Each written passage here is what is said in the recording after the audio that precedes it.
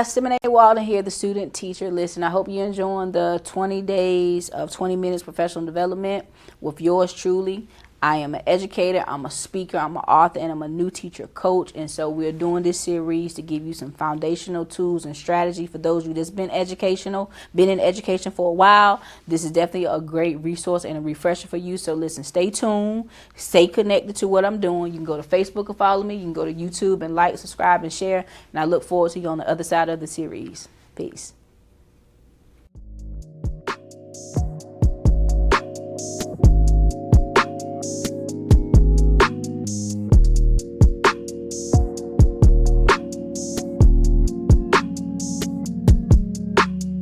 All right, guys, welcome to another summer professional development for new teachers with yours truly, Simene Walden, the student teacher.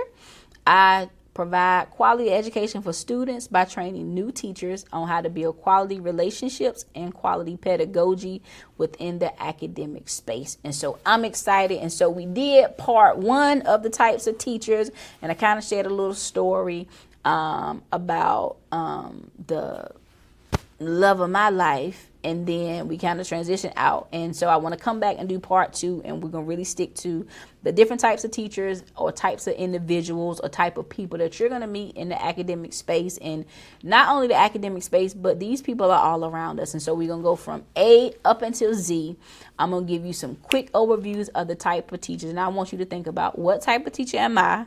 Or what type of person am I? And then, is this a good quality that I have, or is it something that I might need to work on? So we're going to start with A. A is for administrators, right? Now, as a teacher, you are a leader. Whether you have a title or not, you're absolutely a leader. You're a leader in your classroom. When parents have a question about grades, who do they come to? They come to you. When parents have a question about behavior that may not be as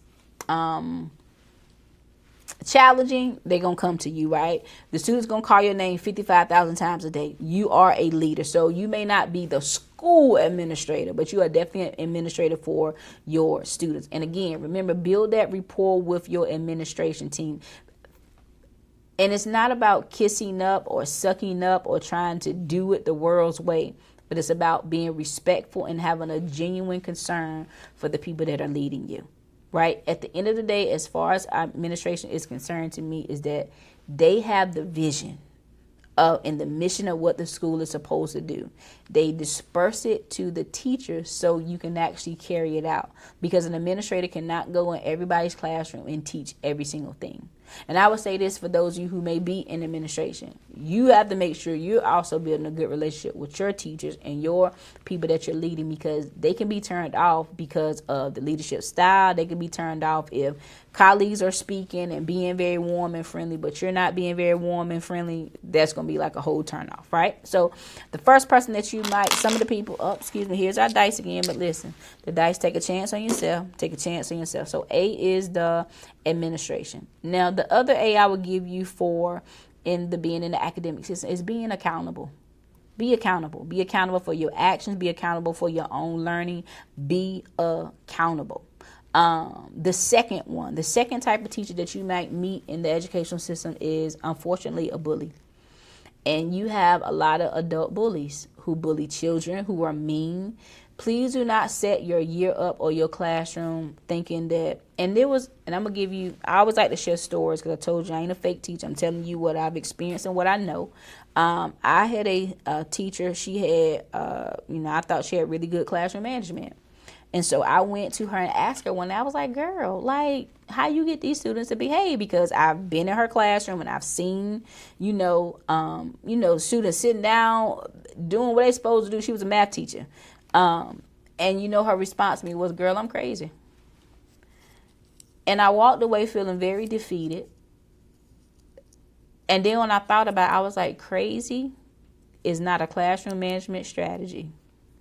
That is a personality and a spirit that's on that lady. Like, how can you model crazy to me for my students to be able to fall in line and do what they want to do? Some people will tell you, when I worked at the school in North Carolina, where I told you guys that was not a good environment for me. It was a very dogmatic environment. The reading lead said she uses embarrassment. She uses being angry. These are things she's told me out her mouth. She uses embarrassment. She's angry with them. She'll get smart with them. Like, she'll be sarcastic with them. And it's like, that ain't my teaching style. And I don't encourage anybody to do that. And so, unfortunately, you're going to find adult bullies in the classrooms. You're going to find adult bullies that's leading. You're going to find adult bullies that's teaching. You're going to find adult bullies that's around you on your teams. But you have to make sure you're not that person. And if you are, you got to figure out what has caused you to be like that. What has hurt you? Because remember, one of our modules with our framework of teaching that I teach is personal commitment. Who are you as a person? What has happened in your life that you have not resolved, that you feel like I have to be this way to people? I read something the other day. It says anger is a form of protection. People use anger as a form of protection. I'm going to be mean. I'm going to be nasty to you. I'm going to have this whole attitude so you can stay away from me and not hurt me. It's almost like a wall where let me repel you from saying anything to me that you could hurt me even the more. So I'm going to have this facade up. So you have real bullies in the classroom. You have real bullies in school. Please just don't be one. And if you are, pray to God that he will actually change you. Then you have C, you have the consistent teacher. You have the teacher that you know they're going to be there at a certain time every day. You know they're going to have that smile on their face or not have that smile on their face. You're going to have the person that, you know, they always going to bring their lunch or they always going to eat out. You know, I was a little more in the middle-ish. I went out a lot towards the end of, well, since I've been teaching now, but consistent teacher. Who is the person that you know you can count on? They always gonna have their supplies. They're gonna always have more than enough. They always know where to go for answers and solution. The consistent teacher. If you speak to them, you know they're gonna speak back. You have the consistent teacher. Then you have D, and I'm scrolling down. I'm using my computer today. Okay, so D, you have the determined teacher. The teacher that's determined no matter what, I'm going to finish this year. The determined teacher that says, you know what, if y'all ain't getting it this way, I'm going to turn around. I'm going to try to find another way to teach you. The teacher that's determined to make sure these students get exactly what they need. The determined administration say, you know what, I may start out with a new staff and you may be a new teacher, but I'm going to put as many resources in your hand to get you what you need. The determined teacher. So you're going to have those type of teachers, the determined teacher. Then you have E. Praise the Lord for E. E is the educated teacher. And remember, part of the framework I talked about is, one, knowing your content, but also demonstrating that you understand your content. There are some people who in education, some people who may be starting off who only got the degree. And some of them only got the degree by, thank you, Jesus, hallelujah, I scooted on out. But when it's transferable into the academic space, some people are really not educated. And education is not just from the knowledge that you have, but are you becoming educated on the developmental ages of students? Are you becoming educated on the type of learning styles? Are you becoming educated on the new resources or the tools that's out? Are you becoming educated on the technology that people are now using to enhance the teaching style? Because I believe there's no type of technology that we'll ever have that's going to take away from a personal interaction with a person. AI can't make you feel warm and fuzzy. AI can't hug you. AI can't make you feel invited into a classroom. AI can just pull up a program, and I'll talk about some of the things that raise achievement, right? We appreciate the phonics. We appreciate the reading programs, and I'm a reading teacher. We appreciate all those things, but it doesn't take the place of the interaction of a human being. So be that type of person that you're educated on these things. So when other things happen, because students going to ask you stuff that has nothing to do with your discipline. They're going to ask you all kinds of things that has nothing to do with your discipline. And some of them are related to what you teach. Some of them are related to school things. The other things will just be random things that they may have saw on TV, random things that they may have heard on the news. And they're going to come and ask their teacher because, believe it or not, and I talked about this in one of the previous modules, that education doesn't really have the same respect, I feel, that they had 20 years ago. But teachers still look at students still look at their teachers as like superheroes. A lot of students, especially if you teach the younger grades, they really think as teachers we know everything. They really think we got all the answers. And I just be like, I don't even know. And I always say, I'm like, well, I'm not sure. You go find out and let me know. So be the educated teacher. Then we go down to F. Everybody loves this teacher. The fun teacher, right? You have the fun teacher that's always laughing, that's always comedic, always got a smile on their face. But if you happen to see them and they don't have a smile on their face, you know, all right, something must have happened with, Coach over there. Something must have happened with Miss Morgan. Something must have happened with Miss Walden, because she not smiling no more. But you know, the fun teacher, they going to always have a joke to tell you. They always going to want to laugh. They always going to want to play. They may be high-fiving and dapping up the kids. They the fun teacher. They incorporate, a lot of these teachers incorporate a lot of games. They incorporate a lot of activities in their classrooms. But one of the caveats is being with a fun teacher is that you really have to be able to manage the students that you have, because you could be the fun teacher and don't have any classroom management, and your whole classroom will be turned upside down, and what started off to be fun is no longer fun anymore. So you will have that fun teacher. Then you have G.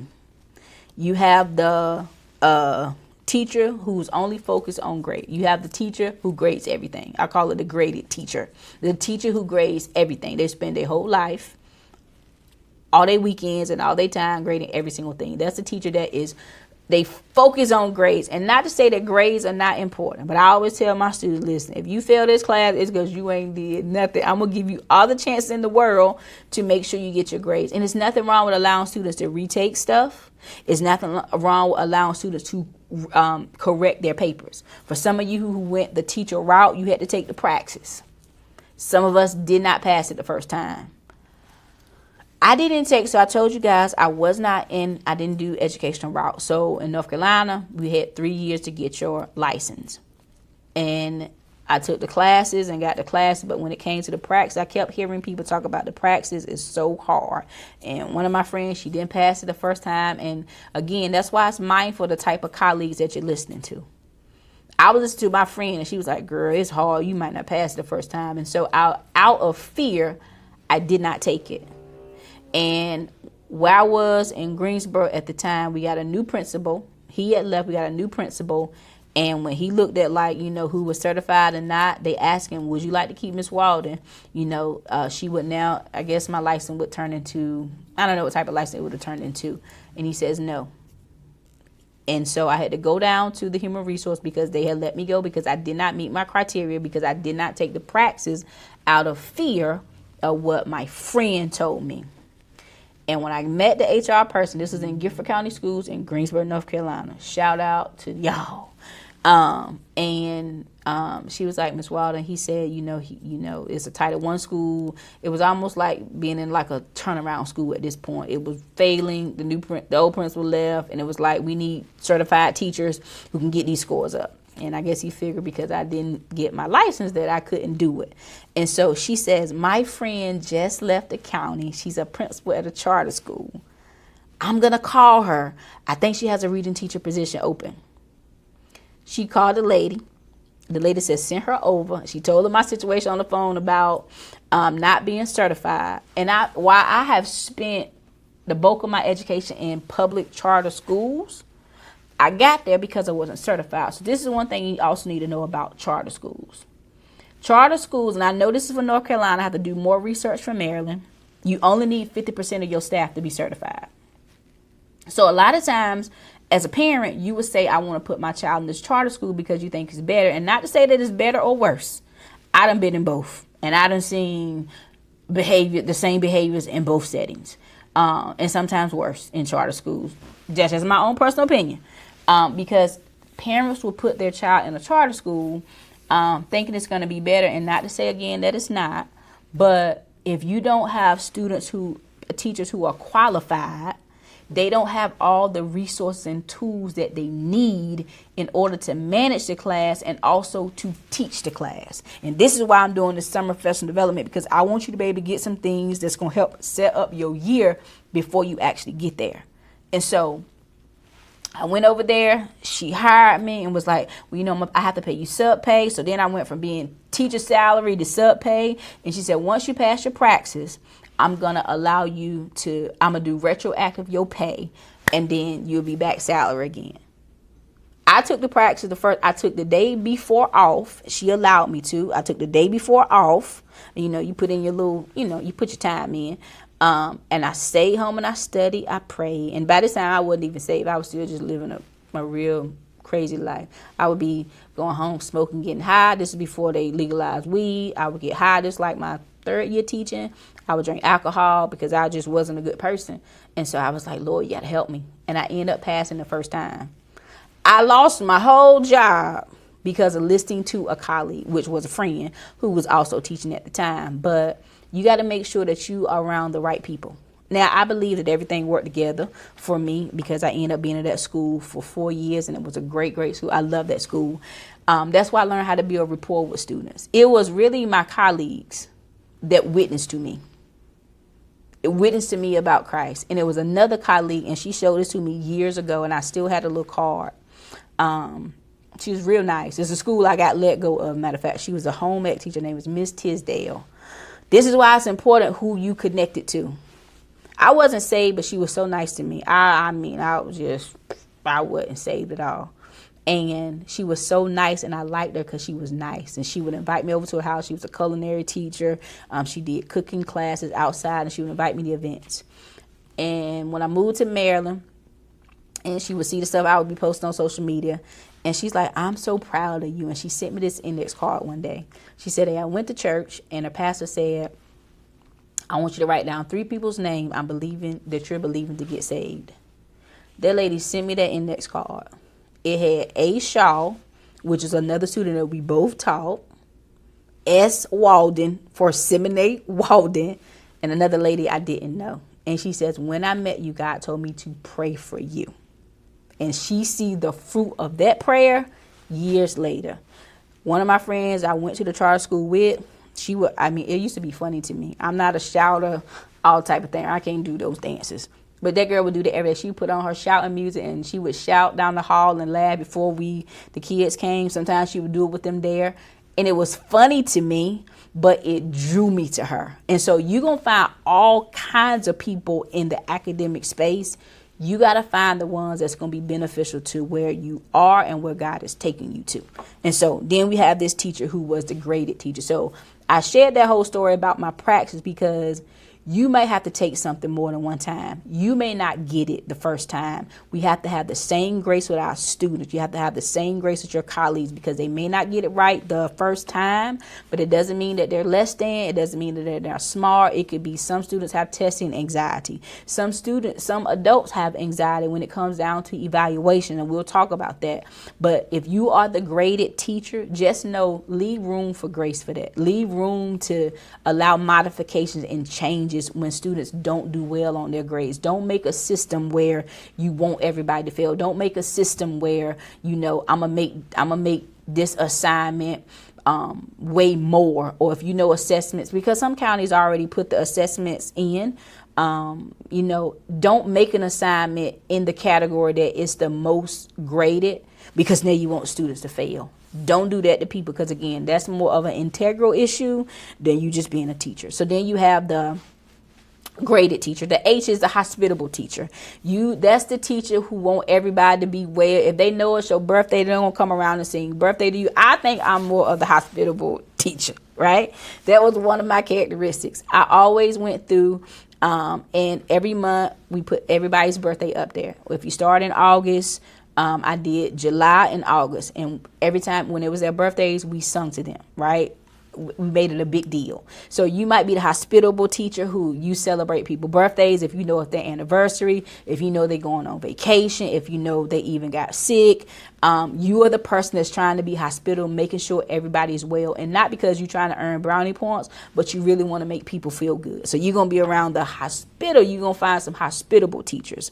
I call this the identifying teacher, right? The identifying teacher. They know everything about everybody.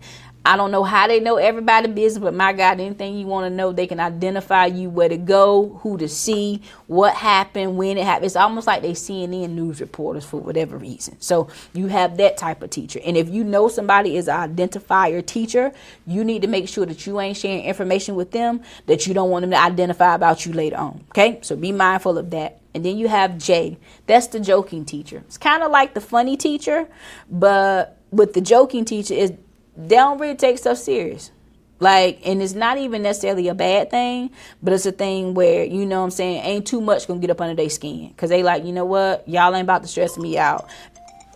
Here's my time again. And so we might have to come back for part 3. But the joking teacher, they find comic relief in a lot of things. And sometimes that's a way to cope, as a coping mechanism.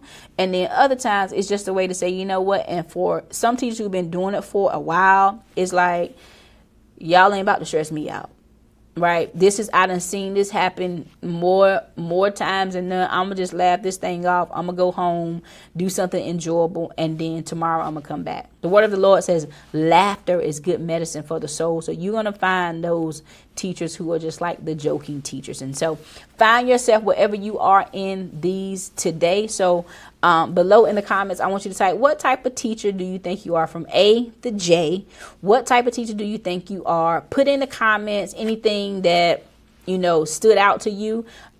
This is a teaching, it's a teaching strategy. It's something called 3-2-1. 3-2-1. You can do this with your students at the beginning of a lesson. You can do this with your students in the middle of a lesson. You can do this with your students at the end of a lesson. 3-2-1. What are your 3 key takeaways that you took away from today? What are 2 types of teachers that you can kind of find yourself in, that you say, oh yeah, I probably fit that? And then what's one type of teacher that you say, I never want to be like? And so again, I'm Simene, the student teacher, doing the new teacher summer professional development, and we look forward to seeing you tomorrow. Remember, subscribe to the YouTube channel. You can go follow me on my social media. You can scan the QR code to get access to the guided notes, and we will see you on the next episode. Peace.